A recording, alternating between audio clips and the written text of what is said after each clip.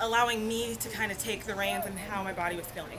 You know, he might put into play a workout at 12 weeks and say, okay, hi honey, this is what we're gonna do. And I might start doing that workout and then say, all right, like that didn't feel very good for my joints. I don't feel like I can do that just yet.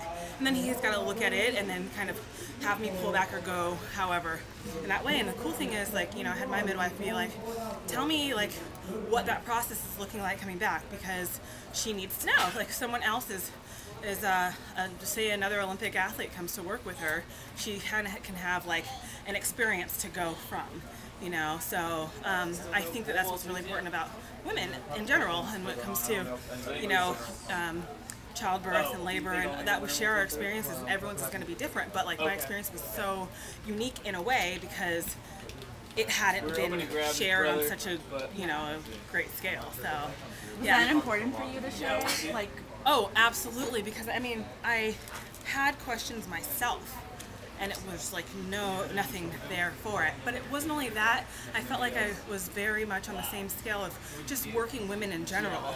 And my job just happens to be that of a professional athlete, so it adds like a whole nother element to it. But men's 110 hurdles are moving I wanted through the to, 10. Men's you know, 110 just hurdles. be sure that I was able to, you know, like spikes and stuff. David Oliver could crush her. I know.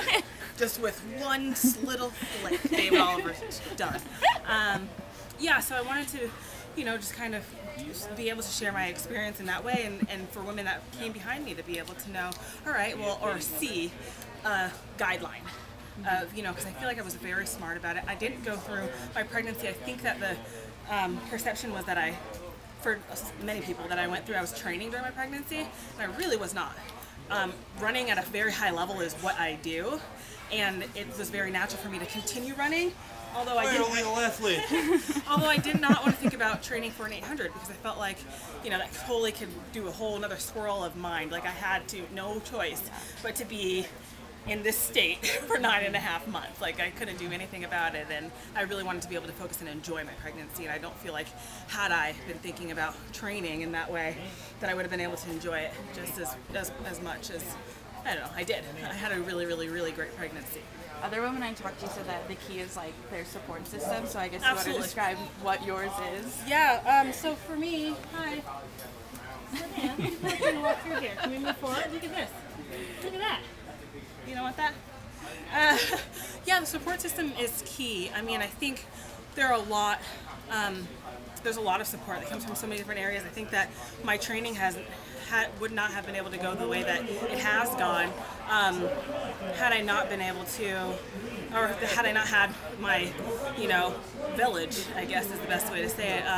You know, I was living up in the Bay Area, and there it was just me and my coach and my husband, and then now Linnea. And that was a complete, like, shock in just the world of change, and my coach being a university's coach and having to focus on that, and you know, needing him to be more present, but that had been our relationship for, you know, the past 6 years.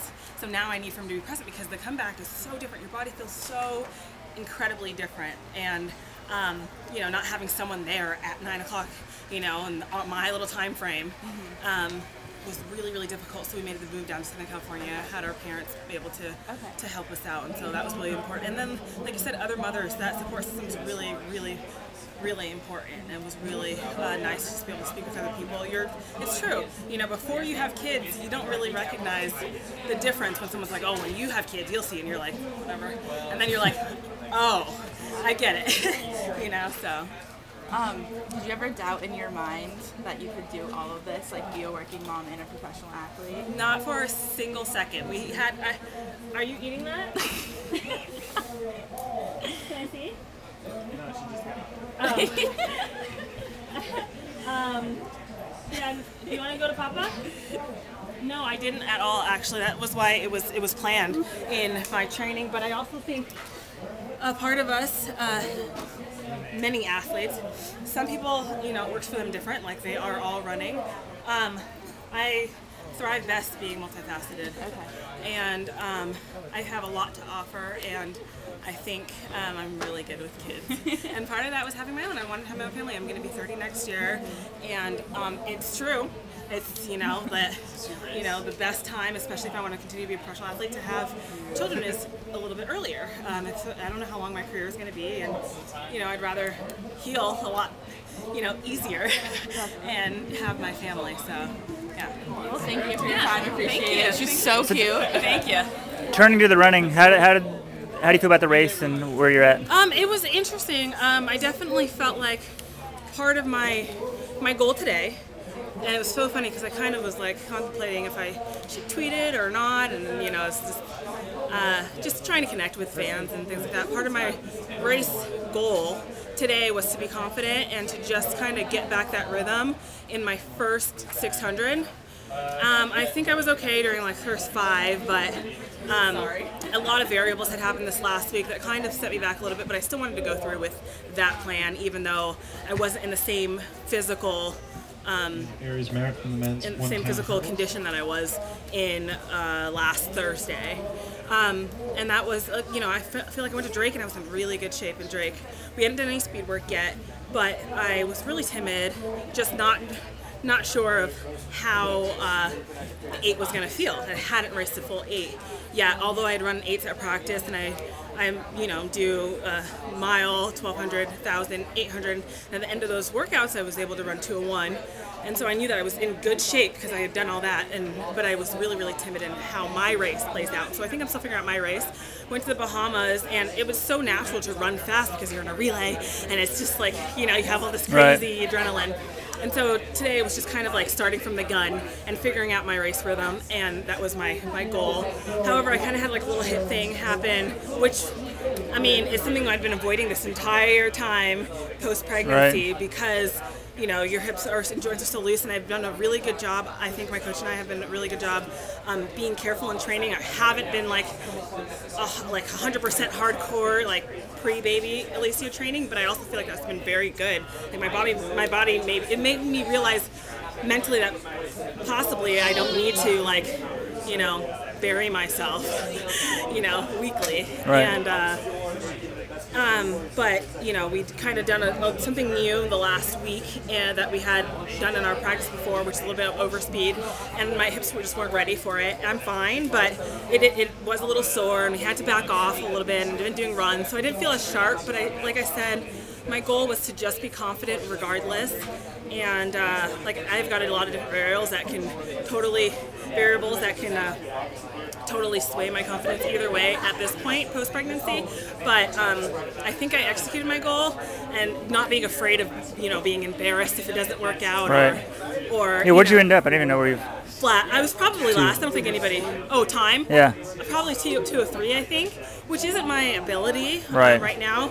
I've done 2:03 in practice over and over again, but like I said, that wasn't my goal. Right. I wasn't really focused on like the finishing time. Of course, I wanted to run fast, but I feel like there were parts of my race that I have to make sure that I can get down by come nationals, and what's between now and nationals? I'm gonna go to New York. I'm gonna get this hip thing figured out. It's actually pretty good. I just had to get deep work on Tuesday, and it kind of took a couple days to get unsore, and you do work sore. So it was what it was, and I'm happy. I'm so happy that race directors are confident in me to invite me to these races, and I really want to do my best in proving my worth in being here, or my showing I deserve to be here. And I think that does put a little bit of pressure too, and just but being confident in my abilities. And sometimes it plays out really well, sometimes it doesn't. And yeah. What's the wing foot? Is that... Oh, I'm very, very grateful to be sponsored by the New York Athletic Club. I wasn't sure what that was. Yeah, so the winged foot. Yep, these are my guys. It's the winged foot. Oh. Yeah, Everybody should learn that logo. Yeah, they've been, again, like I was talking about before, incredible support, and I think that's pretty bold, pretty strong of anybody. I'm surprised you haven't gotten a big baby sponsor yet. I know, we're working on it. We'll see what happens. That's Make the World's team and do something at Worlds so you'll get one. Well, good job. Yeah.